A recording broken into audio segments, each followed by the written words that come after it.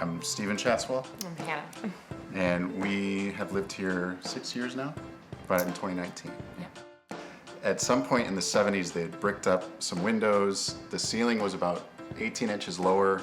The back porch that you see now is totally blocked off. It was kind of wood paneling everywhere, yellow linoleum and old appliances, and it was very Dark. much in need of some updates. I think the main thing was we wanted more light in the space. We started with the back porch. The back porch was kind of a separate thing. It wasn't really used, and so we kind of practiced back there, so to speak. So we started back there by opening up the windows. There were just a couple of small windows. We made some larger windows. We added another window. From there, we moved into the kitchen eventually. We just kind of went for it with the demo.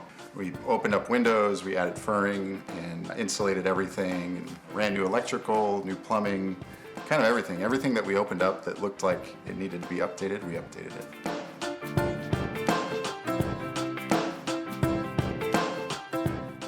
I love the light, how much light there is in here now. When we got here, it was just so dark.